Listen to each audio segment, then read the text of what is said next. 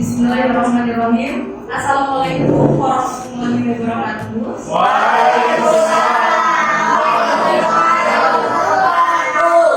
Semangat pagi. Terima kasih Bapak Ibu atas undangan kami. Yang terhormat Bapak Kepala SMK Lampung, Bapak Damri HDST.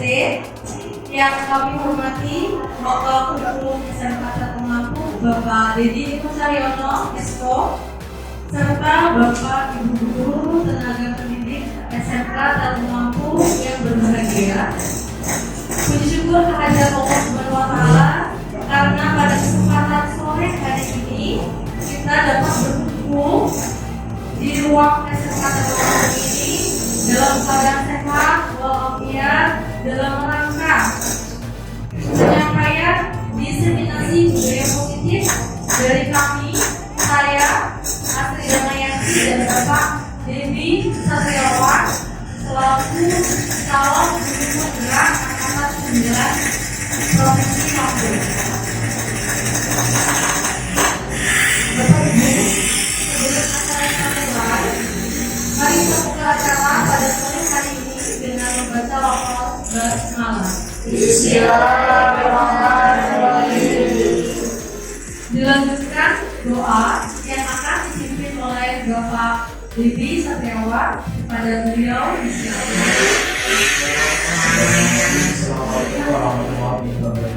Waalaikumsalam warahmatullahi wabarakatuh.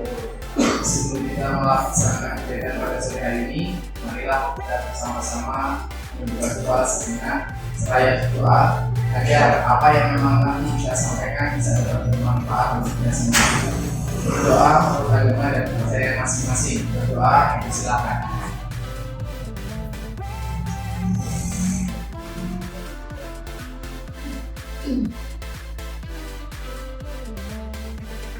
Berdoa selesai. Terima kasih. Wassalamualaikum warahmatullahi wabarakatuh. Waalaikumsalam warahmatullahi wabarakatuh.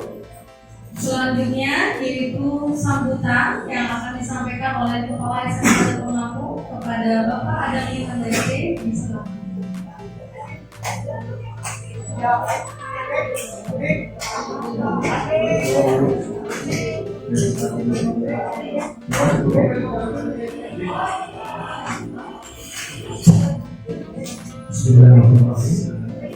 Assalamualaikum warahmatullahi wabarakatuh.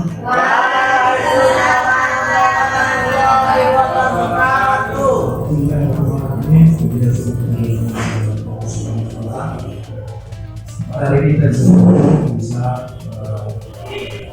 supporting atau dan jadi guru untuk melakukan beberapa kegiatan kita adalah destinasi pemahaman dan penerapan budaya positif di masyarakat. Bapak Ibu, mari kita simak, mari kita cermati, mari kita serap apa yang akan disampaikan oleh teman-teman diskusi di Astri Damayanti dan Devi Satriawan. Mari sama-sama kita belajar bersama. Bapak Ibu sudah positif dari seluruh jelaskan. Assalamualaikum warahmatullahi wabarakatuh. Waalaikumsalam warahmatullahi wabarakatuh. Bapak Ibu, berdirinya kami berdua di sini tidak ada maksud untuk menggurui sama sekali. Atau kami yang paling bisa itu tidak, Bapak Ibu. Hanya mungkin kami tahu lebih dulu. Kami di sini hanya ingin menjadi teman belajar, Bapak Ibu. Di sini kami hanya memberikan informasi yang telah kami dapatkan pada program pendidikan guru penggerak angkatan ke-9. Jadi Bapak Ibu, sekali lagi kami di sini adalah sebagai teman belajar, tidak bermaksud untuk menggurui. Baik Bapak Ibu, kita mulai diseminasi budaya positif ini.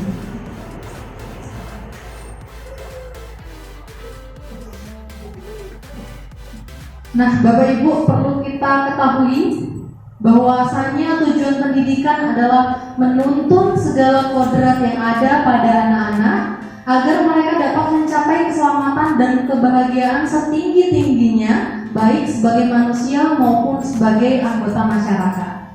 Itu adalah pengertian tujuan pendidikan dari Kiai Hajar Dewantara. Lanjut Pak. Nah,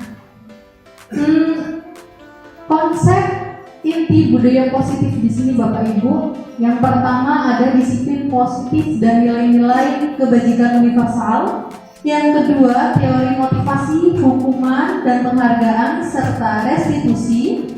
Yang ketiga ada keyakinan kelas.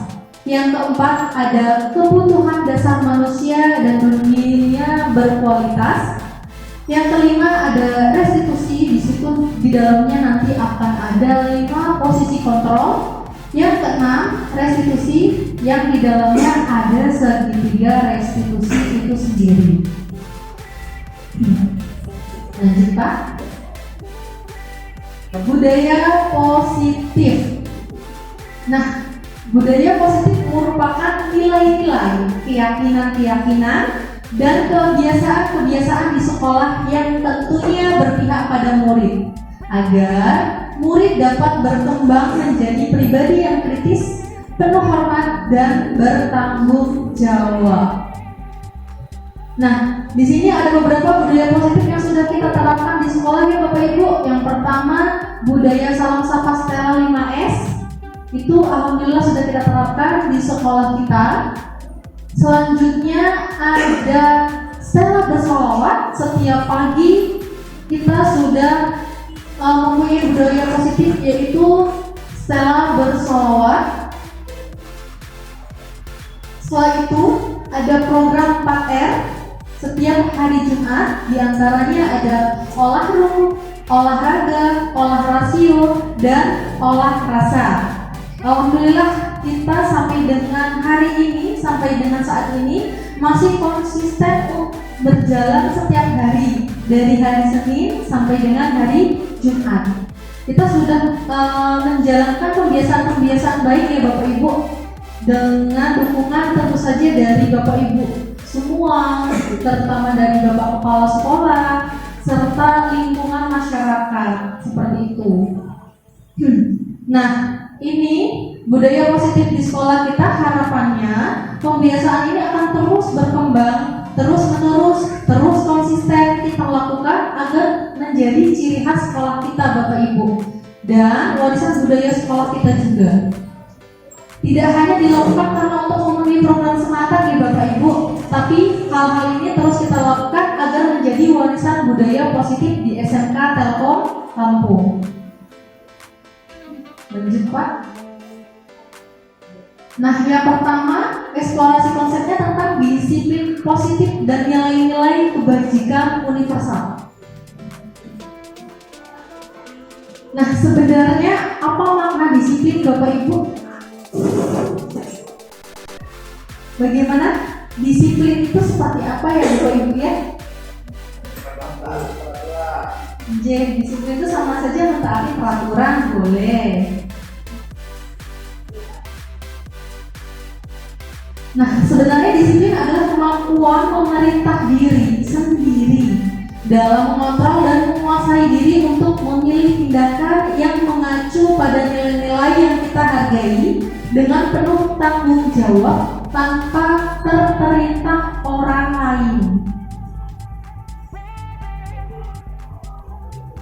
Nah, di sini ada contoh perubahan paradigma kegiatan pempalan tangan. Cobalah buka. Jadi, mohon maaf Bapak Ibu, dari antara Bapak Ibu adakah yang mau menunjukkan 2 orang untuk maju ke depan? Nanti kita akan mempraktekkan kegiatan kepalan tangan cobalah buka. Mungkin Bu Nana dengan Pak Dani boleh maju ke depan.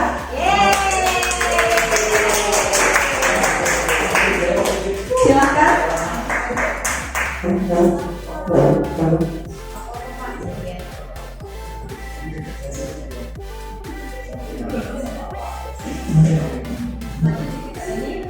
Nah, kita sudah sudah ada 2 orang. Yang pertama Ibu Nana. Ibu Nana akan bertugas menggenggam. Jadi di dalam tangan Ibu Nana itu bayangkan sesuatu yang sangat berharga yang Ibu Nana miliki. Jadi Ibu Nana rela atau tidak rela ketika sesuatu yang ada di genggaman tangan itu diambil orang. Nah, untuk Pak Dhani ini akan berperan sebagai perayu. Bagaimana cara Pak Dhani melakukan tindakan agar Bu Nana dapat membuka kepala tangannya seperti itu. Coba silakan Pak Dhani bagaimana untuk merayunya. Bu Nana, tangannya boleh dibuka dong? Saya mau lihat sisinya. Nanti kita akan bahas. Enggak, ini boleh. Oh beneran? Kalau dibuka nanti akan masuk. Ada yang akan. Enggak, boleh. Apa dipaksa?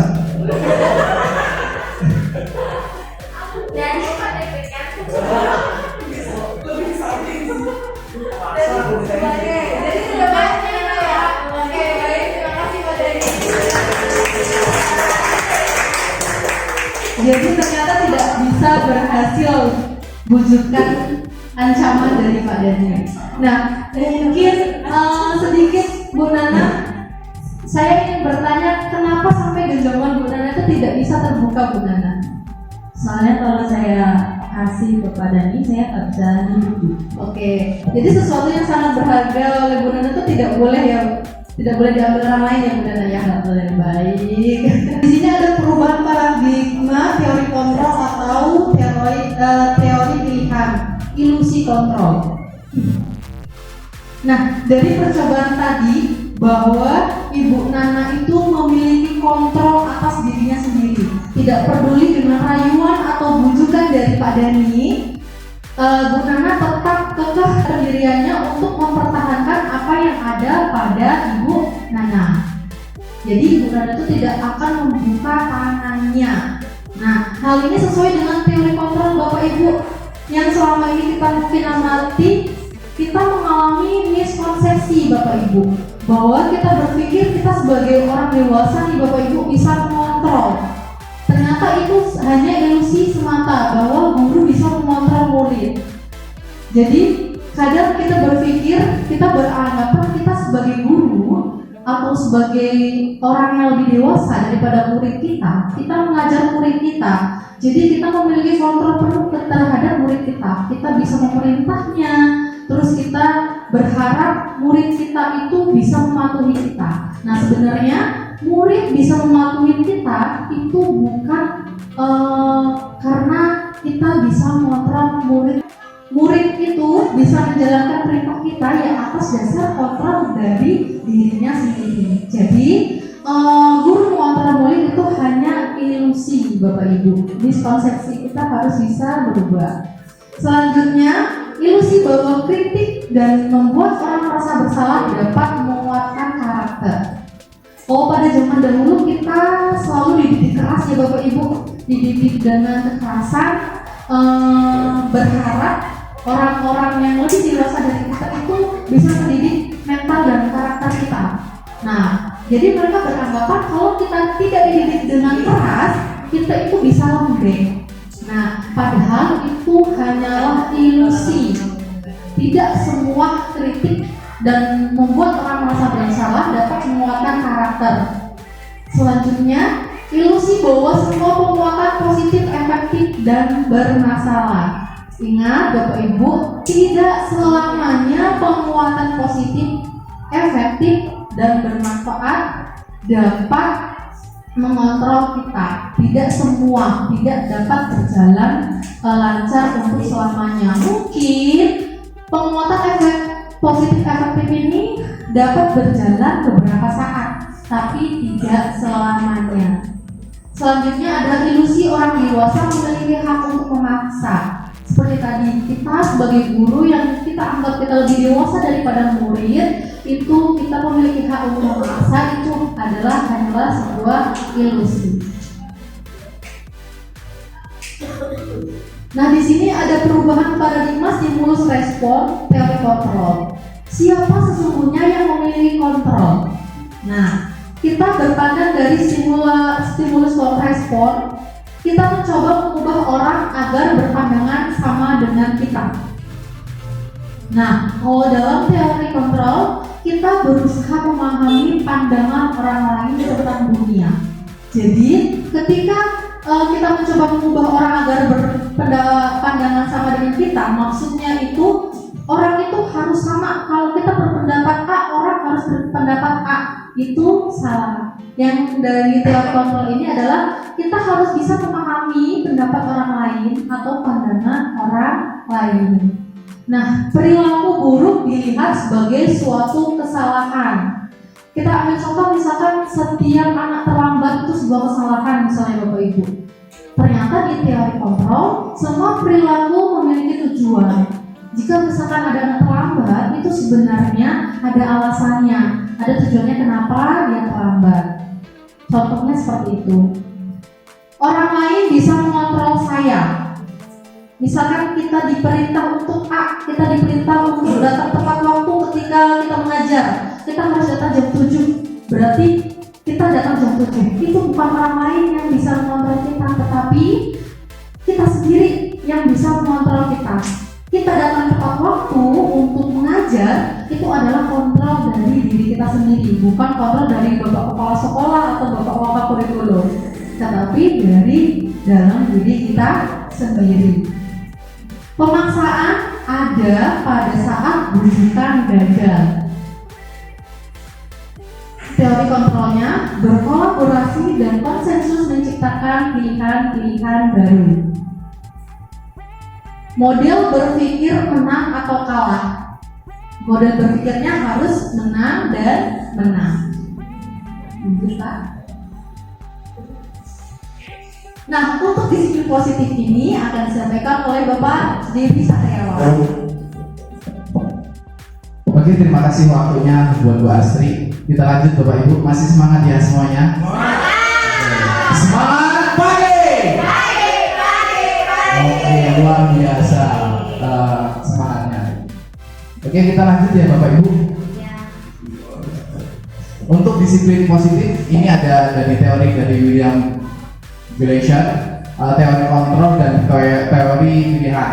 Dari teori kontrol ini bahwasanya kita tidak bisa mengontrol orang lain, hanya Anda sendiri yang bisa mengontrol diri kita, seperti itu. Dari itu, untuk melakukan disiplin, kemampuan untuk mengontrol diri sendiri dengan nilai-nilai yang kita hargai dan bertanggung jawab. Kemudian semua perilaku itu sebenarnya mempunyai tujuan, seperti itu. Nah, dari tujuan ini adalah ada teori, yaitu teori motivasi. Kemudian ada model berpikir menang-menangan, kolaborasi, dan konsensus menciptakan pilihan-pilihan baru. Nah, di sini ada 5 posisi kontrol. Yang pertama itu ada menghukum, membuat rasa bersalah, terus kemudian teman, yang selanjutnya sebagai pemantau, dan yang terakhir itu sebagai manajer. Pada 5 posisi kontrol ini, penghukum dan pembuat rasa bersalah itu memang bisa dikatakan sebagai 5 posisi kontrol yang gagal, seperti itu. Kemudian untuk teman dan pemantau itu bisa dikatakan berhasil, namun lebih baiknya lagi kita sebagai manajer, seperti itu. Kenapa? Karena memang dalam manajer itu ini sudah luar biasa Bapak Ibu. Di dalam 5 posisi kontrol manajer ini kita bisa melaksanakan, yaitu ada segitiga restitusi untuk penerapannya, seperti itu. Dalam segitiga restitusi itu sendiri, ini ada yang pertama, ada menstabilitaskan identitas, bagaimana kita mencari tahu kesalahan anak itu seperti apa, terus validasi tindakan salahnya itu di mana, seperti itu.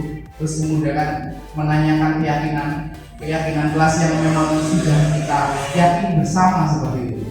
Terus kemudian ada realitas kebutuhan kita yang berbeda. Kita berusaha memahami pandangan orang lain tentang dunia.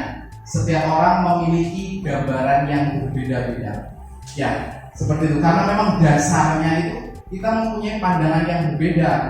Jadi pastinya kita punya ide-ide tertentu yang memang mungkin belum bisa terungkapkan. Nah, dari situlah ada 5 kebutuhan dasar hidup manusia. Dasar utamanya seperti itu. Yang pertama itu ada bertahan hidup. Yang kedua itu ada penguasaan. Yang ketiga itu kasih sayang dan rasa diterima. Dan kemudian itu ada kesenangan. Dan yang terakhir itu karena rasa kebebasan. Dasar utama seperti itu. Ketika memang kita nggak bisa untuk memenuhi kebutuhan dasar ini, pasti ada problem yang akan kita lalui seperti itu. Kemudian ada nilai-nilai kebajikan universal. Nilai-nilai kebajikan universal adalah sifat-sifat positif manusia yang merupakan tujuan mulia yang ingin dicapai setiap individunya. Nilai-nilai tersebut bersifat universal dan lintas bahasa, suku, bangsa, agama maupun latar belakangnya. Seperti itu. Setiap perilaku perbuatan pasti itu mempunyai tujuan menurut Dr. William. Seperti itu. Kemudian ada mengingatkan nilai kebajikan dengan meyakini seseorang, maka motivasi inteliksinya yang terbangun sehingga menggerakkan motivasi dari dalam untuk dapat mencapai tujuan yang mulia yang diinginkan. Menurut Diane Castor, pada dasarnya untuk nilai-nilai kebajikan itu yang diyakini itu dari dasar diri kita sendiri, tapi bukan dari orang lain. Ketika memang itu sudah tumbuh dari dirinya sendiri, ketika memang suatu ada peraturan ataupun apa itu bisa nggak dianggap seperti itu, tapi dasarnya karena memang sudah mempunyai tanggung jawab untuk diri kita sendiri. Seperti contoh tadi yang disampaikan Bu Astri, kita datang itu bukan karena memang ada peraturan, tapi karena memang kita punya tanggung jawab untuk mengajar ataupun sebagainya seperti itu. Kita membuang sampah tahu gitu, kalau di tong sampah itu biar apa, biar bersih seperti itu. Mungkin seperti itu. Dan kemudian ada nilai-nilai kebajikan yang ingin dicapai setiap orang Indonesia. Kita kenal dengan profil pelajaran Pancasila. Yang pertama yaitu beriman, bertakwa kepada Tuhan Yang Maha Esa, berakhlak mulia, mandiri, bernalar kritis, berkebinekaan global, bergotong royong, serta kreatif. Itulah tujuan utama kita.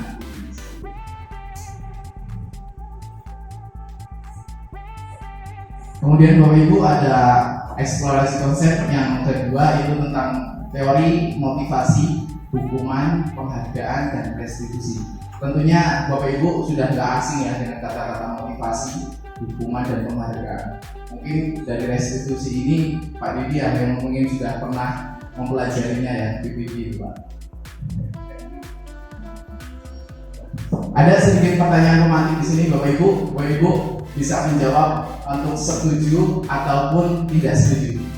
Yang pertama, hukuman dapat mendisiplinkan anak. Bagaimana Bapak Ibu? Kira-kira setuju ataupun tidak setuju? Bagaimana, Bapak Ibu? Tidak setuju. Setuju? Ada yang setuju ya? Setuju ataupun tidak? Tidak setuju. Ada yang setuju, ada yang tidak setuju. Baik, nanti memang seperti ini. Terus yang kedua, pemberian hukuman dapat hal positif seperti membaca ataupun membersihkan halaman di sekolah, dapat meningkatkan kedisiplinan anak. Seperti itu. Kira-kira gimana? Setuju atau tidak, Bapak Ibu? Hukumannya untuk membangun seperti itu. Bagaimana? Tidak setuju juga. Seperti itu. Ada yang setuju? Yang setuju ada? Setuju ya? Oke, siap. Tidak setuju. Kita lanjut lagi nomor 3. Memberikan penghargaan dapat meningkatkan motivasi belajar anak. Kira-kira gimana Bu? Bisa setuju ya? Bu setuju. Memberikan penghargaan dapat meningkatkan motivasi belajar anak. Setuju nggak? Setuju. Oke, kita buka Bapak Ibu. Untuk teori motivasi perilaku manusia, di sini yang pertama untuk menghindari ketidaknyamanan ataupun hukuman. Sebagai contoh pertanyaannya di sini, apakah yang akan terjadi apabila saya tidak melakukannya? Jadi mereka melakukan itu karena memang untuk menghilangkan dari hukuman ataupun untuk biar nggak dilanggar gitu dari peraturan yang memang sudah ada. Itu motivasi ini asalnya dari luar, bukan dari dirinya sendiri seperti itu. Untuk mematuhi peraturan karena memang di sekolah ada aturan, kalau enggak nanti saya suruh baca buku ataupun nanti suruh ngapain seperti itu. membersihkan fisik dan sebagainya. Itu motivasinya datang karena memang adanya suatu peraturan, bukan dari keyakinan kelas sendiri seperti itu, ataupun keyakinan dirinya sendiri seperti itu. Yang kedua, untuk mendapatkan imbalan dari orang lain ataupun institusi. Sebagai contoh katanya, apa yang akan saya dapatkan apabila saya melakukannya itu? Apabila saya melakukannya mungkin nanti dapat tugas dari Pak Didi, kalau udah yang paling cepat dapat pulsa 10.000 ataupun berapa, saldo link aja ataupun yang lainnya, dapat coklat juga mungkin bisa jadi. Jadi motivasi anaknya itu bukan karena memang dari dirinya, tapi karena dari dapat imbalan kayak gitu. Seperti itu. Itu sama halnya dengan motivasi eksternal, bukan pada tujuan utamanya seperti itu. Terus kemudian yang ketiga itu penghargaan untuk diri sendiri. Sebagai contoh pertanyaannya, saya akan menjadi orang yang seperti apa bila saya melakukan inilah yang sebenarnya seperti itu. Motivasi ini datang dari diri sendiri, bukan karena orang lain seperti itu, bukan karena memang ada imbalan ataupun karena takut dengan hukuman seperti itu. Terus di depan ada sebuah kata yang memang mencerminkan kata ini adalah kata merdeka. Kira-kira apa yang memang di pikiran Bapak Ibu sekalian dengan kata-kata merdeka ini? Bebas ya, merdeka itu bebas. Apalagi kira-kira berdiri sendiri boleh juga seperti itu. Apalagi kira-kira berdaya seperti itu. Coba mungkin kita next ya. Merdeka. Menurut Bapak Pendidikan kita di Hajar Dewantara, merdeka itu artinya tidak hanya terlepas dari perintah, akan tetapi juga cakap membuat memerintah diri sendiri. Mungkin yang paling tepat untuk digarisbawahi itu yang paling susah bagaimana kita bisa memerintah diri kita sendiri. Pada dasarnya kita ketika memerintah seseorang mungkin itu enak, cepat gitu, apalagi perintah anak-anak ataupun murid-murid kita ataupun orang yang di bawah kita, seenaknya kita sendiri memerintah. Tapi dasarnya bagaimana kita bisa itu memerintah diri kita sendiri, memimpin diri kita sendiri untuk menuju yang lebih baik seperti itu. Itu boleh next. Nah, di sini ada hukuman dari penghargaan. Bahwasanya penghargaan berlaku sama dengan hukuman, dalam arti meminta untuk membujuk seseorang melakukan sesuatu, memenuhi suatu tujuan tertentu dari orang yang meminta atau membujuk. Dorongan eksternal dan akan ada faktor ketergantungan. Beberapa dampak dari pemberian penghargaan menurut ahli Kohar 1990. Dan di sini Bapak Ibu, hukuman ataupun penghargaan itu ada dampak pengaruh jangka pendek dan juga pengaruh jangka panjang. Yang pertama itu ada penghargaan mengurangi ketepatan seperti itu. Ketika kita sering memberikan penghargaan kepada siswa, motivasi yang ada itu bukan untuk hasil yang didapat, tapi bagaimana kita mendapatkan penghargaan itu sendiri seperti itu. Dan juga penghargaan yang berdasarkan hukum. Terus kemudian ada penghargaan merusak hubungan. Dan selanjutnya ada penghargaan yang tidak efektif seperti itu. Di sini ada bentuk program kebajikan apresiasi karena memang ketika kita memberikan suatu penghargaan memang harus kita lihat seperti itu. Dalam memberikan apresiasi ataupun pengakuan perlu diingat beberapa hal seperti ini. Yang pertama, beri pengakuan secara khusus. Jadi ketika memang memberikan suatu penghargaan kita memang khususkan anak yang tertentu dan juga memang tidak terlihat dengan yang lainnya. Terus beri pengakuan secara pribadi sama halnya seperti itu.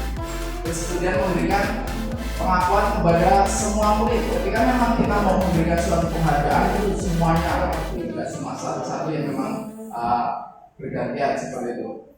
Memberi pengakuan secara konsisten dan fokus pada proses, bukan untuk hadiahnya ataupun apa, tapi bagaimana kita untuk bisa melalui proses yang memang ada. Yang ketiga itu ada eksplorasi tentang keyakinan kelas. Di sini ada suatu pertanyaan, mengapa tidak peraturan saja? Mengapa harus keyakinan kelas? Tadi sempat dibahas ya tentang mengapa tidak suatu peraturan ataupun mengapa harus keyakinan kelas saja seperti itu. Bisa ada suatu kata pemantik di sini, mengapa kita memiliki peraturan harus menggunakan helm bila mengendarai kendaraan bermotor. Terus kemudian mengapa kita memiliki peraturan harus datang tepat waktu pada saat mengikuti pelatihan. Pada dasarnya ketika memang keyakinan kelas itu, keyakinan itu sudah timbul di diri kita pasti ketika memang menggunakan kendaraan sepeda motor pasti menggunakan helm. Kenapa? Karena mau keselamatan diri kita, bukan karena memang polisi ataupun yang lainnya seperti itu. Dasar utamanya itu untuk diri kita sendiri, bukan karena polisi ataupun yang lainnya seperti itu. Next. Sama halnya untuk mendukung motivasi intrinsik yang jatuh dan seseorang akan lebih tergerak dan bersemangat untuk menjalankan keyakinan daripada hanya sekedar mengikuti saran ataupun peraturan. Nah, di sini penjelasan yang tadi mau sampaikan. Dasarnya itu bukan karena suatu peraturan, ketika memang kita ada motivasi yang datangnya di diri kita sendiri, itu akan berjalan dengan sendirinya tanpa harus adanya suatu peraturan pun kita pasti akan melakukannya seperti itu. Nah, mungkin bisa dilihat Bapak Ibu sekalian, yang awalnya itu dari lini kecilnya itu ada peraturan kelas, kemudian bisa berjalan menjadi suatu keyakinan. Dasar utamanya itu aturan, terus kemudian ada keyakinan kelas, kemudian timbul lagi menjadi suatu lingkungan yang positif, dan akhirnya nanti semoga bisa menjadi budaya positif. Itu tujuan utama, bagaimana pembiasaan budaya itu menjadi budaya diri kita sendiri. Nah, di sini ada satu peraturan dan juga keyakinan kelas. Kira-kira ini apa kira-kira? Selalu kembalikan buku ke tempatnya. Kira-kira untuk keyakinan kelasnya apa? Apa Bu Bus? Kira-kira? Tanggung jawab. Ya, pasti boleh. Nanti kita lihat ya jawabannya sebenarnya seperti apa ya. Oke, tanggung jawab. Dilarang mengganggu orang lain. Apa Pak Habib kira-kira? Saling menghormati, boleh. Nanti dilihat Pak Habib jawabannya apa kira-kira. Hadir di sekolah 15 menit sebelum pembelajaran dimulai. Apa Pak Yudi kira-kira? Oke, Bu Desi ya, boleh. Nanti dilihat pokoknya nanti lihat ada jawabannya pokoknya. Terus dilarang melakukan kekerasan. Saling menyayangi. Terus kemudian dilarang menggunakan narkoba. Apa? Menjaga kesehatan. Oke, boleh. Apalagi kira-kira ada yang lain selain menjaga kesehatan? Keselamatan. Boleh. Apa lagi? Apa lagi coba? Mentaati peraturan seperti itu gimana? Bisa nggak itu kira-kira? Oke, terus bergantian ataupun menunggu giliran. Berarti boleh. Sabar boleh, kayak gitu. Saling menghargai gimana? Kayak gitu ya, saling menghargai boleh. Terus menggunakan masker kesehatan. Tentunya pasti menjaga kesehatan. Terus apa lagi Pak Hari kira-kira? Keamanan juga boleh seperti itu. Terus jangan berlari di kelas ataupun koridor. Keselamatan seperti itu. Mari kita coba tadi dari jawaban. Oke, jadi selalu kembalikan buku tempat waktu itu suatu merupakan tanggung jawab. Seperti ketika mereka punya tanggung jawab, pasti ketika mau meminjam sesuatu baik buku ataupun yang lain pasti akan dikembalikan seperti itu. Terus kemudian dilarang mengganggu orang lain, itu salah satu cara untuk menghormati orang lain seperti itu. Terus hadir di sekolah 15 menit sebelum pembelajaran dimulai, itu salah satu keyakinannya menghormati orang lain ataupun berkomitmen. Terus dilarang melakukan kekerasan, tadi itu keselamatan dan juga menghormati orang lain. Dilarang menggunakan narkoba, kesehatan tentunya. Terus bergantian ataupun menunggu giliran untuk menghormati orang lain dan bersabar. Menggunakan masker tentunya untuk kesehatan dan juga keselamatan. Jangan lari di kelas ataupun koridor, itu untuk keselamatan dan keamanan. Oke, masih semangat Bapak Ibu? Masih semangat Bapak Ibu dalam semuanya ini kayaknya. Ya, kita coba untuk SBI-nya. ada sedikit breaking yang akan ditampilkan. Pada hafal ya untuk lagu next yang kita yuk kita berdiri semua. Boleh berdiri semua. Baik.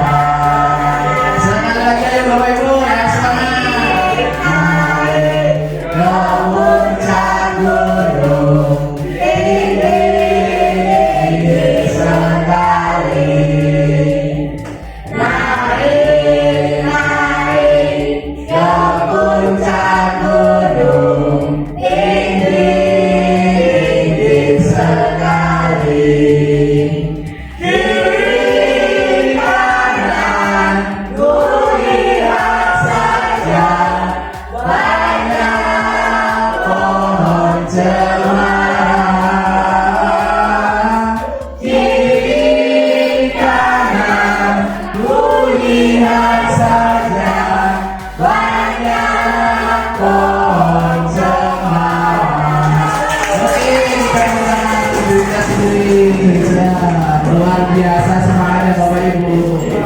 Oke, dan luar biasa ya dari SD ini bisa menambahkan semangat lagi. Masih semangat Bapak Ibu ya.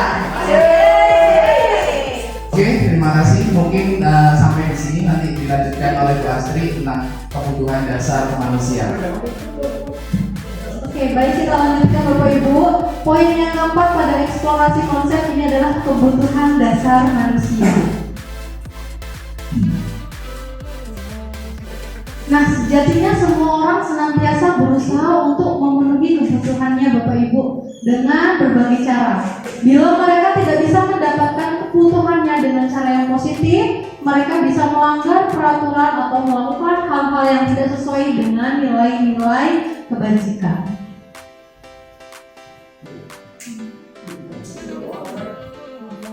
Nah, kebutuhan dasar manusia. Yang pertama tentunya kebutuhan bertahan hidup. Kebutuhan bertahan hidup adalah sebuah kebutuhan yang bersifat fisiologis Bapak Ibu. Jadi untuk bertahan hidup misalnya tentang kesehatan, rumah, dan makanan. Nah, kebutuhan biologis sebagai bagian dari proses reproduksi termasuk juga dalam kebutuhan untuk dapat bertahan hidup. Selanjutnya ada kebutuhan akan kasih sayang dan rasa diterima. Jadi selain kebutuhan untuk bertahan hidup, kebutuhan selanjutnya itu adalah kebutuhan psikologis. Kebutuhan untuk disayangi dan diterima meliputi kebutuhan akan hubungan dan koneksi sosial. Kebutuhan akan memberikan dan menerima kasih sayang, merasa menjadi bagian dari sebuah kelompok misalnya. Kebutuhan ini juga merupakan keinginan untuk tetap merasa disayangi seperti itu. Selanjutnya ada penguasaan atau power atau kebutuhan pengakuan atas kemampuan. Dalam kebutuhan ini berhubungan dengan kekuatan untuk mencapai sesuatu. Jadi menjadi kompeten, menjadi terampil, diakui atas prestasi dan keterampilan kita, didengarkan, terus memiliki rasa harga diri. Jadi mereka itu memiliki rasa harga diri juga. Untuk penguasaan atau power atau kebutuhan pengakuan, selanjutnya adalah kebebasan atau kebutuhan akan pilihan. Nah, kebutuhan untuk bebas, freedom ya Bapak Ibu ya. Kebutuhan untuk bebas adalah kebutuhan akan kemandirian, terus memiliki pilihan dan mampu mengendalikan arah hidup seseorang. Seperti itu. Nah, pada tahap yang kelima ada 5 posisi kontrol. Nah, 5 posisi kontrol tadi sebelumnya sudah disampaikan oleh Pak Didi bahwasanya posisi kontrol seorang guru itu ada 5. Yang pertama sebagai penghukum, yang kedua sebagai pembuat rasa bersalah, yang ketiga sebagai teman, terus yang keempat sebagai pemantau, dan yang kelima sebagai manajer. Nah, dari 5 posisi kontrol ini Bapak Ibu, yang pertama itu ada penghukum dan pembuat rasa bersalah. Nah, kedua kontrol ini ternyata mengalami identitas gagal. Ini termasuk kontrol dari luar. Kita ambil contoh, guru berbuat menghardik, menunjuk-nunjuk sampai dengan menyakiti dan menyindir. Itu termasuk ke dalam posisi kontrol penghukum. Lalu kalau pembuat rasa bersalah itu berceramah dan mengatakan seharusnya kamu seperti ini, terus ibu sangat kecewa dan sebagainya. Dari kasus ini guru berkata lagi, kalau kamu tidak melakukannya awas ya, seperti itu. Dan pembuat rasa bersalah, kamu seharusnya sudah tahu ibu lelah sekali mengatakannya, ibu stres. Contoh misalnya ketidakhadiran siswa atau siswa datang terlambat di Bapak Ibu. Dalam posisi kita sebagai penghukum, ketika siswa datang terlambat, pasti akan langsung ada hukumannya. Iya nggak Bapak Ibu? Ya. Di antara penghukum dan pembuat rasa bersalah, Bapak Ibu pernah mengalami, pernah berada di posisi kontrol ini? Ya selalu. Nah, ternyata hasilnya itu siswa menjadi memberontak, menyalahkan orang lain dan berbohong. Jadi ketika siswa dalam terlambat kita menghukum, pasti alasannya ada saja kenapa terlambat. Yang bernyucor, yang tidak ada kendaraan dan sebagainya. Padahal kemungkinan siswa itu datang terlambat karena kesiangan. Terus menyembunyikan atau menyangkal kebohongannya hampir sama seperti penghukum. Kaitan dengan dunia berkualitas, murid mengatakan guru di luar dunia berkualitas. Lalu pembuat rasa bersalah, murid mengatakan guru di dalam dunia berkualitas. Nah, murid di sini akan berkata, biarkan saja nanti juga marah-marah lagi. Karena murid sudah sering melihat guru itu selalu menghukum. Jadi mereka sudah tidak segan lagi kepada gurunya. Nah, untuk membuat rasa bersalah, murid akan mengatakan maafkan saya, walaupun itu bukan dari dalam diri murid tersebut. Seperti itu. Itu hanya akan menggugurkan rasa bersalahnya dia dan membuat guru merasa menerima. Dampak pada murid kalau dalam kontrol penghukum adalah selalu akan mengulangi kesalahannya. Dan untuk membuat rasa bersalah, merasa rendah diri. Nah, jadi Bapak Ibu, untuk kontrol penghukum dan pembuat rasa bersalah itu termasuk identitas gagal. Dan untuk kedepannya semoga kita tidak memakai kedua kontrol ini lagi. Lalu ada identitas berhasil atau sukses, kontrol dari luar. Nah, di sini sebenarnya mengarahkan imbalan atau ketergantungan pada orang lain. Dua kontrol ini, teman dan pemantau, sebenarnya sudah termasuk identitas berhasil dan sukses. Nanti akan kita lihat apakah dua kontrol ini akan efektif jika kita pakai. Yang pertama menjadi teman dan yang kedua menjadi pemantau. Kita akan melihat perbedaannya. Guru membuat alasan-alasan untuk mau muridnya. Jadi posisi guru di sini sebisa mungkin menjadi teman muridnya. Ketika murid bersalah dengan guru A, kita sebagai gurunya atau sebagai wali kelasnya akan membelanya, membuat alasan-alasan untuk anaknya seperti itu. Nah, pemantau itu menghitung dan mengukur. Jadi ketika anak bersalah dengan guru A, kita itu sebagai menghitung dan mengukur tingkat kesalahannya dulu. Seperti itu. Nah, guru berkata lagi, ayolah lakukan demi ibu Masa kamu tidak mau? Ingat tidak ibu pernah bantu. Nah, di sini juga guru sebagai teman. Nah, ketika kita berbicara seperti ini, pasti anak akan merasa, oh iya, ibu ini kan sudah membantu saya, masa saya tidak bisa membantu ibu juga seperti itu. Karena ibu sudah menganggap saya sebagai teman, sebagai rekannya seperti itu. Nah, pemantau jika ada berbuat salah itu apa peraturannya? Kita akan memantau anak berbuat salah. Kita tidak langsung mengecek anak itu salah atau menghukum dan sebagainya. Kita akan memantau dengan cara apa peraturannya sih sebenarnya seperti itu. Hasilnya anak selalu ketergantungan dengan kita. Apabila kita menjadi teman, saya salah ketika tidak menggunakan sepatu kemarin, tidak menggunakan sepatu warna hitam, saya tetap dibela dengan guru saya. Berarti besok nggak apa-apa deh, saya tidak menggunakan sepatu hitam lagi. Nanti saya ngadu dengan ibu A lagi. Jadi biar saya dibantu lagi, biar saya tidak kena hukuman lagi. Jadi anak itu ketergantungan dengan kita. Pemantau menyesuaikan diri bila diawasi. Jadi anak ini akan menaati peraturan jika diawasi oleh kita. Seperti tadi yang saya contohkan, membuang sampah pada tempatnya itu jika kita lihat atau jika di sampingnya ada guru. Tapi kalau misalkan tidak ada guru, mungkin sebaliknya dia bisa membuang sampah sembarangan lagi. Murid meletakkan guru sebagai orang yang sangat penting di dunia berkualitas untuk posisi teman. Dan untuk posisi pemantau, murid meletakkan guru sebagai peraturan dan hukum di dunia berkualitas.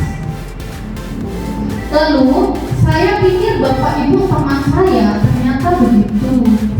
Kalau itu untuk posisi teman. Dan posisi pemantau, berapa banyak bintang yang saya harus peroleh, berapa halaman yang harus saya tulis seperti itu. Karena dalam kontrol pemantau ini sebenarnya murid itu tahu kita memantau dan kira-kira kita akan dihukum tidak ya oleh bapak ibu guru ini seperti itu. Terus yang terakhir, jika kontrol kita sebagai teman, dampak kepada murid itu murid menjadi lemah, tidak mandiri dan bergantung dengan orang lain. Kalau untuk sebagai pemantau, dampak pada murid menitik beratkan pada sanksi atau hadiah untuk dirinya. Jadi mungkin untuk kontrol sebagai teman itu boleh saja bapak ibu, tetapi kita melihat konteksnya apakah itu efektif atau tidak efektif. Dan kontrol yang kelima, identitas berhasil atau suksesnya adalah manajer. Di sini bisa menghargai diri sendiri. Nanti kita akan tahu kita harusnya sebagai penghukum pembuat rasa bersalah, teman, pemantau atau manajer. Nah, jadi di sini guru berbuat mengajukan pertanyaan-pertanyaan terlebih dahulu. Contohnya jika anak berbuat kesalahan, pertama yang akan kita lakukan adalah mengajukan pertanyaan-pertanyaan. Kenapa anak ini berbuat kesalahan? Maka kedua, apa yang kita yakini, apa yang bisa kamu kerjakan untuk memperbaiki masalahnya. Jadi kita tidak langsung menghukum, kita menanyakan. Ketika kita sudah mengajukan pertanyaan, anak itu sudah menjawab, lalu kita bisa mengajukan apa yang kita yakini atau apa yang kita yakini untuk tidak membuat kesalahan itu lagi. Terus hasilnya itu bisa menguatkan pribadi murid. Nah, murid meletakkan dirinya sebagai individu yang positif dalam dunia berkualitas bapak ibu jika di posisi manajer. Terus murid berkata bagaimana caranya saya bisa memperbaiki keadaannya. Jadi kita tidak langsung memberikan solusi kepada murid. Kita berikan kesempatan kepada murid untuk memberikan solusi dari perbuatannya seperti itu. Dan dampaknya pada murid bisa mengevaluasi diri, bagaimana cara memperbaiki diri. Jadi murid bisa belajar dari kesalahannya sampai bisa mengatasi kesalahannya sendiri.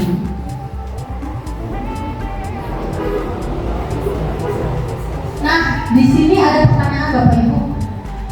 Saya kecewa sekali dengan kamu. Siapa yang mengatakan saya kecewa sekali dengan kamu. Membuat rasa bersalah, Bu. Buat rasa bersalah. Oke, nanti kita cek ya. Yang kedua, kamu tidak pernah benar melakukannya. Menghubung. Oke, nanti kita cek. Ayolah, lakukan demi yang mana? Ya, kita cek. Apakah kamu mau mendapatkan stiker bintang hari ini? Pemantau? Teman atau pemantau? Pemantau, oke. Bagaimana kamu bisa menyelesaikan masalah ini? Dan yang terakhir, kamu selalu yang paling terakhir. Menghubung merasa bersalah. Merasa bersalah? Oke, baik. Kita akan cek ya Bapak Ibu.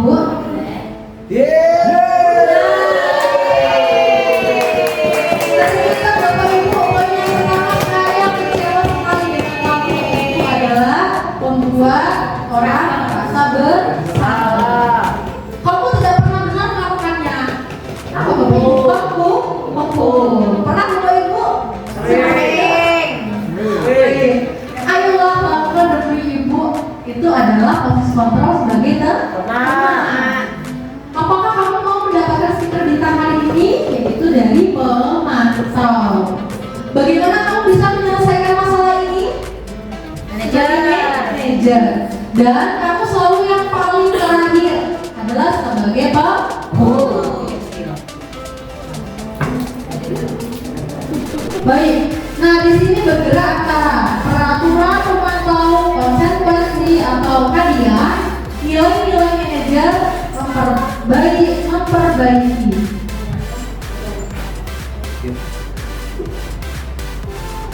Yang keenam adalah dan yang terakhir adalah segitiga restitusi. Jadi dalam posisi kontrol itu ada segitiga restitusi. Baik, untuk segitiga restitusi akan disampaikan oleh Bapak Din. Silakan. Kita lanjut Bapak Ibu, masih semangat ya? Semangat pagi.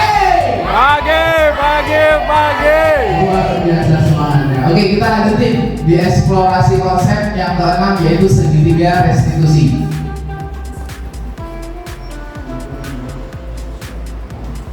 Apa itu restitusi? Restitusi adalah suatu proses menciptakan kondisi bagi murid untuk memperbaiki kesalahan mereka sehingga mereka bisa kembali pada kelompok mereka dengan karakter yang lebih kuat. Restitusi juga merupakan proses kolaboratif yang mengajarkan murid untuk mencari solusi untuk masalah mereka dan membantu murid berpikir tentang orang seperti apa yang mereka inginkan. Tujuan kuliah tentunya Bapak Ibu dan bagaimana mereka harus memperlakukan orang lain seperti itu. Di sini ada 9 ciri-ciri restitusi. Yang pertama, bukan untuk menebus kesalahan, namun untuk belajar dari kesalahan. Kemudian untuk memperbaiki hubungan. Yang ketiga, tawaran bukan paksaan. Yang keempat, restitusi menuntun untuk melihat ke dalam diri. Yang kelima, restitusi mencari kebutuhan dasar yang mendasari atas tindakan. Yang keenam, restitusi diri adalah cara yang paling baik. Terus kemudian ada restitusi fokus pada karakter, bukan pada tindakan. Selanjutnya restitusi berfokus pada solusi. Yang terakhir, restitusi mengembalikan murid yang berbuat salah pada kelompoknya. Nah, ini diharapkan nanti Bapak Ibu bisa menerapkan restitusi ini. Nah, di sini ada perbedaan antara hukuman dan konsekuensi. Ini ada suatu tindakan guru. Ini apakah nanti bisa dicoba untuk menjawab lagi Bapak Ibu sekalian? Ini sebuah hukuman ataupun sebuah konsekuensi. Yang pertama, mencatat 100 kali di dalam buku kalimat "saya tidak akan terlambat lagi karena terlambat ke sekolah". Gimana kira-kira Bapak Ibu? Hukuman ya Pak Hafiz ya? Oke, siap, hukuman. Kita nanti coba lihat jawabannya Bapak Ibu. Kita cross check lagi pokoknya. Lari mengenai lapangan basket 2 kali karena terlambat hadir di sekolah. Konsekuensi atau hukuman? Buku mana sobat seleksi? Buku gimana? Buku bungkus. Oke. Nanti kita coba. Murid diminta untuk push up 15 kali karena tidak menggunakan masker ke sekolah. Hukuman. Terus kemudian menggantikan kertas tugas teman yang telah dicoret-coret. Semua sudah. Membersihkan tumpahan air di meja, tulis karena tersenggol pada saat belajar. Murid disuruh untuk mengenakan sepatu seharian di sekolah karena tidak mengenakan sepatu hitam. Lari mengelilingi lapangan basket 2 kali karena terlambat 10 menit untuk pelajaran video. Boleh, mari kita lihat jawabannya.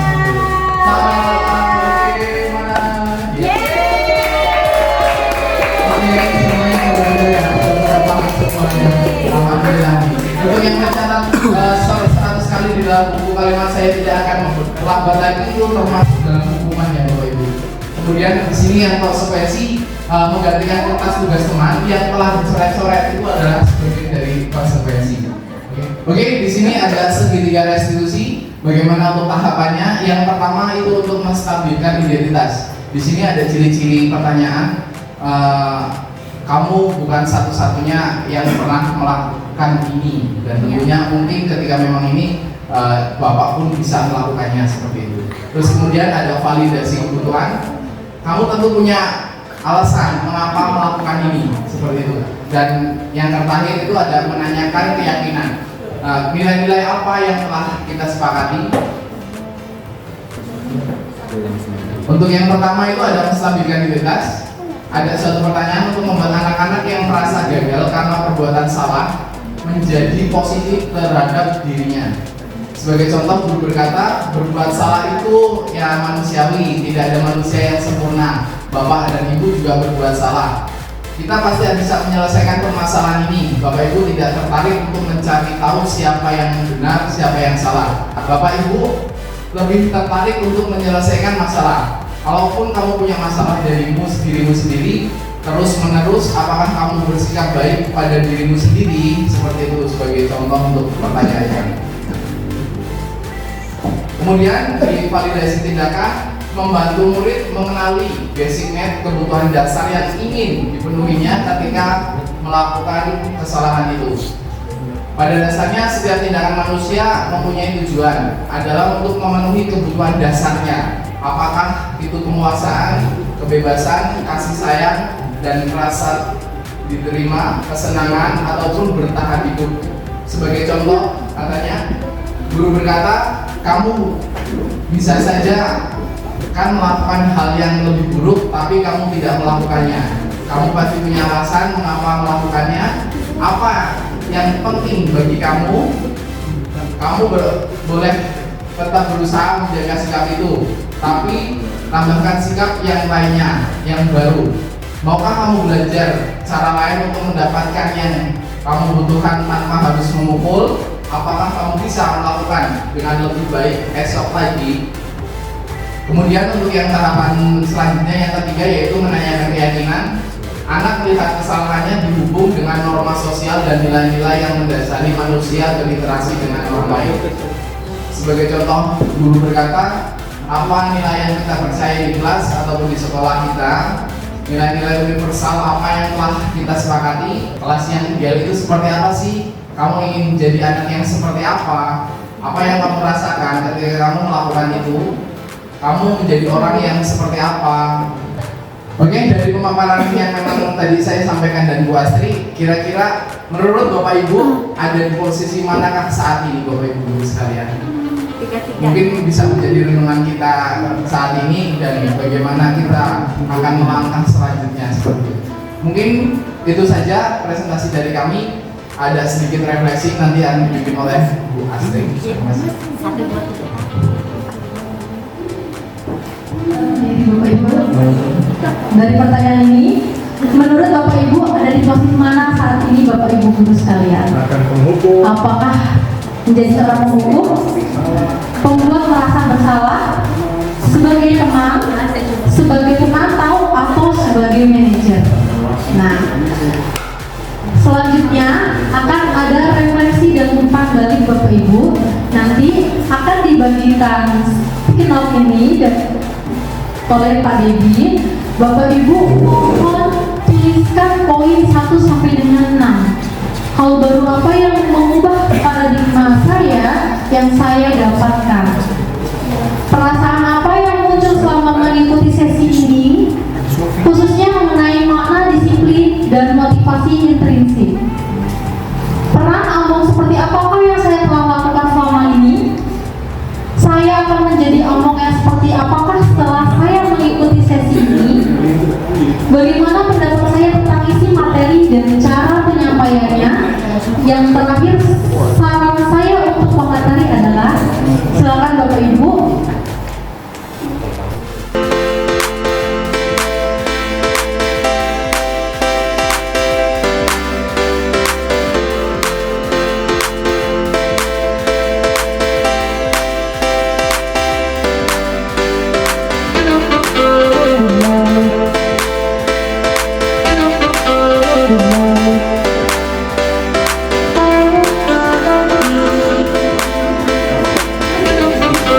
Terima kasih Bapak Ibu atas refleksi dan umpan baliknya. Untuk poin pertama, kami ingin mendengar refleksi dan umpan balik dari Ibu Nisa. Silakan Ibu Nisa, refleksi dan umpan balik apa yang Ibu rasakan. Baik, terima kasih. Setelah menyimak penjelasan dari Pak Dedi dan Bu Astri, ternyata banyak sekali hal baru yang dipelajari ya. Seperti ternyata guru itu ternyata punya 5 kontrol diri. Nah, tinggal kita merefleksikan sebenarnya kita itu sekarang ini berada di posisi yang mana. Itu.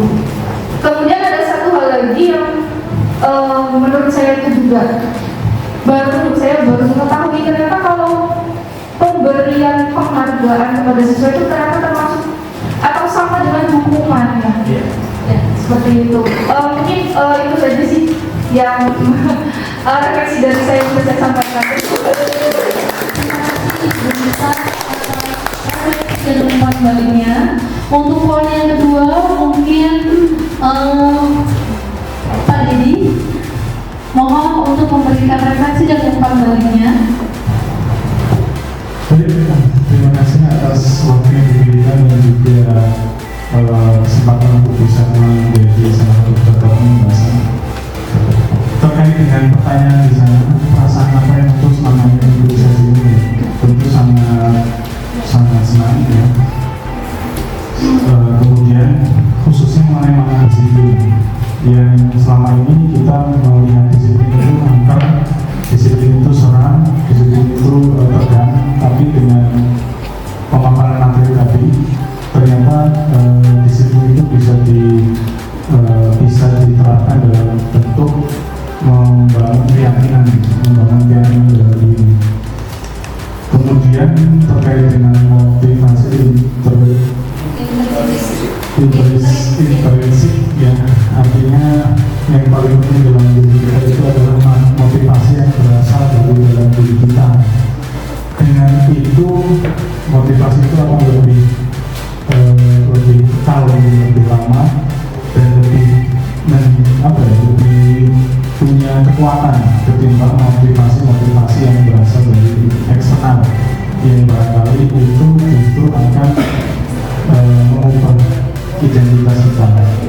Barangkali itu yang bisa saya Terima kasih Pak Dedi. Untuk poin yang ketiga, mohon Bu Puswita untuk memberikan refleksi dan umpan baliknya. Silakan Bu Pus. Terima kasih Bu Asri Pak Devi atas waktunya untuk menyampaikan refleksi poin nomor 3. Peran Among seperti apakah yang telah saya lakukan selama ini? Peran Among yang sudah saya lakukan kadang pemantau, kadang pemberi hukuman, kadang merasa bersalah. Seperti itu Bu Astri. Terima kasih. Terima kasih Bu Puswita atas refleksi dan umpan. Untuk poin keempat, mohon kepada Ibu siapa ya? Ibu Nana untuk memberikan refleksi dan dan umpan baliknya Bu Nana, silakan. Baiklah, terima kasih Bu Astri untuk refleksi dan umpan baliknya. Selama ini setelah saya menjadi peserta pembahasan ini, tentunya ya saya ingin menjadi among yang paling baik ya, yang dapat membimbing anak-anak, yaitu menjadi among people manager.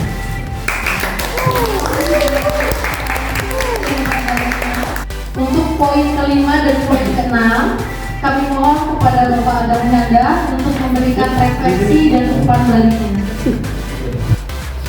Untuk poin yang kelima, bagaimana pendapat saya tentang isi materi dan cara penyampaian? Isi materinya luar biasa, ini tadi banget. Dan ini materi yang wajib setiap guru dapatkan sebelum guru masuk ke kelas. Dan cara penyampaiannya meskipun ada guru sedikit tapi bagus. Kemudian saran saya untuk materi adalah diharapkan pemateri bukan hanya di depan mendapatkan materi seperti ini, juga punya perubahan kualitas yang diharapkan. Terus materi yang disampaikan ke semua guru di SMK dan Kabupaten Lampung.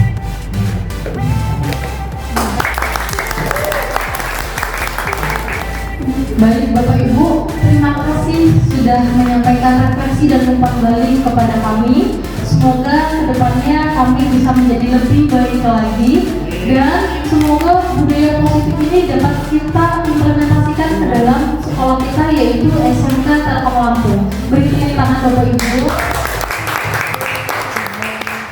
Demikian Bapak Ibu atas presentasi dari kami tentang budaya positif. Semoga dapat diimplementasikan ke dalam sekolah kita dan semoga bermanfaat untuk kita ke depannya. Amin ya rabbal alamin. Saya pribadi bersama Bapak Bibi mengucapkan banyak terima kasih atas waktu yang telah diberikan untuk kami. Sekali lagi kami di sini sebagai teman belajar Bapak Ibu. Kami mohon maaf atas segala kesalahan baik ucapan atau perbuatan, dan kami akhiri. Wassalamualaikum warahmatullahi wabarakatuh.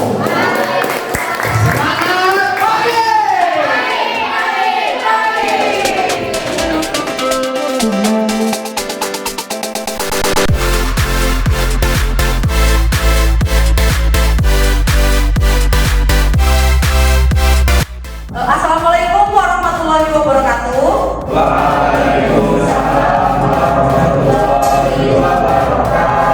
Oke, Ibu minta semangatnya sekarang. Semangat pagi. Oke, untuk kelas 12 TKJ 1 gimana kabarnya hari ini? Alhamdulillah. Nah, hari ini kita akan membuat yang namanya keyakinan kelas. Apa itu keyakinan kelas? Ada yang tahu? Oke. Nah, sebelumnya kalian pasti sudah tahu peraturan yang ada di sekolah kita. Jadi di setiap sekolah pasti ada peraturan. Nah, di kelas pun itu juga ada yang namanya peraturan kelas. Nah, kita akan membuat peraturan kelas yang berbentuk keyakinan kelas. Kenapa? Karena diharapkan dari keyakinan kelas ini kalian bisa meyakininya dan bisa bertanggung jawab atas keyakinan yang telah kita buat. Nah, kalau peraturan kelas itu biasanya bersifat perintah dan menggunakan kalimat-kalimat negatif. Contohnya apa biasanya peraturan kelas yang ada di kelas kita? Misalnya dilarang mencontek, misalnya. Terus dilarang membuang sampah sembarangan. Terus apa lagi? Dilarang ribut di kelas. Nah, dari peraturan ini kita akan buat keyakinan kelas menggunakan kalimat yang lebih positif. Nah, contohnya misalnya kalau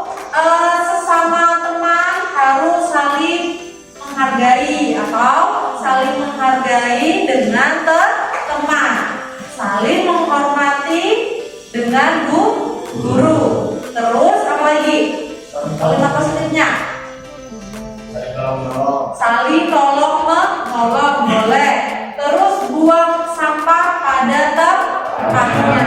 Itu adalah kalimat positif. Nah, kita akan membuat keyakinan kelas itu dalam bentuk kesepakatan kelas, di mana nantinya keyakinan kelas ini akan kita sepakati bersama. Nah, lihat ke depan, nanti kesepakatan itu akan kalian tulis dan akan kalian tuangkan di sini. Nanti kalau sudah, kita akan pilih mana yang paling baik menurut kita dan sesuai dengan kesepakatan kita. Oke? Ibu sudah membagikan linknya di WA group. Silakan kalian buka dan kalian tuliskan kesepakatan yang akan kita sepakati di kelas ini. Coba sekarang buka WA grupnya dan silakan mulai mengisi.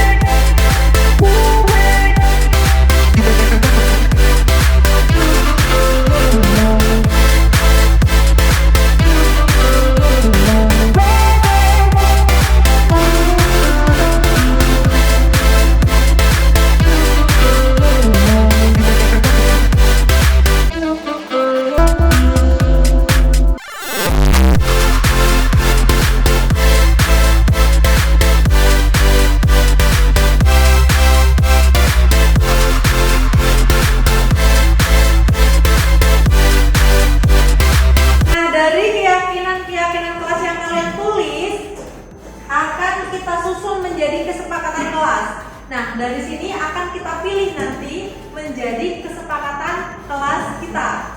Setelah itu, silakan nanti tulis dan ditempel ke papan kesepakatan kelas yang sudah Ibu siapkan di belakang, yaitu di mading kelas kita.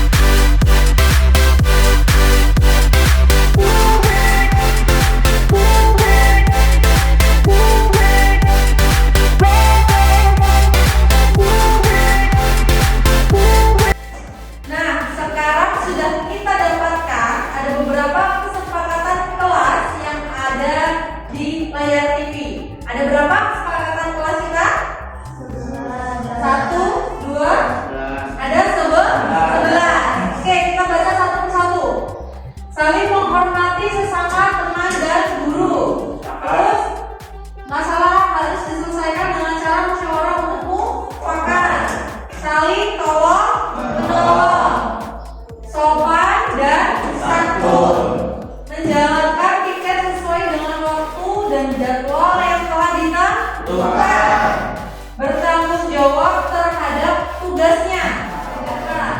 Terus selalu bersikap jujur, menghargai pendapat teman dalam kerja kelompok. Sepakat? Sepakat? Oke, jika semuanya sepakat, nanti akan ada tanda tangan dari kalian semua. Jadi akan ada tanda tangan untuk kesepakatan kelas kita.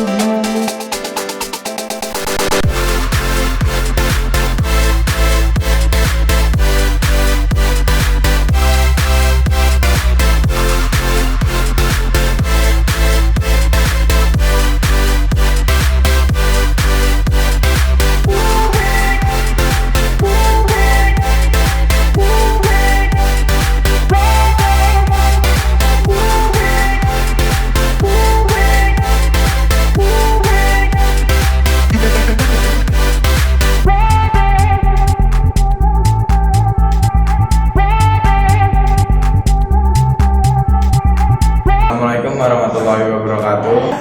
Assalamualaikum warahmatullahi wabarakatuh. Assalamualaikum warahmatullahi wabarakatuh. Assalamualaikum warahmatullahi wabarakatuh.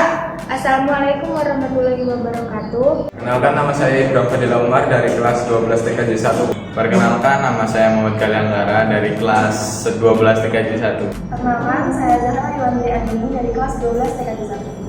Perkenalkan, nama saya Marta Angelika dari kelas 12 TKJ 1. Perkenalkan, nama saya Dia Agustina dari kelas 12 TKJ 1.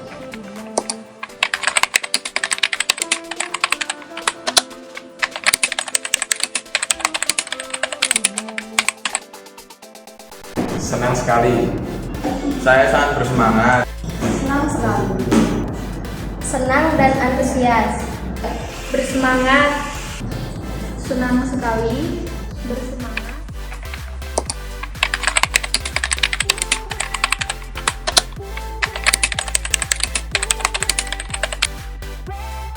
Sangat penting.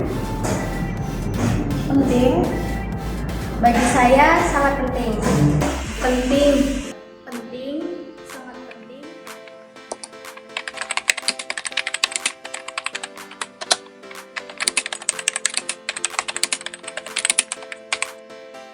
Karena dapat menambahkan rasa bertanggung jawab.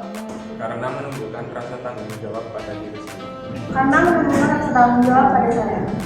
Dapat bermanfaat bagi saya seperti bisa disiplin, waktu, dan lain-lain. Karena menumbuhkan rasa tanggung jawab pada saya. Manfaat bagi saya seperti disiplin.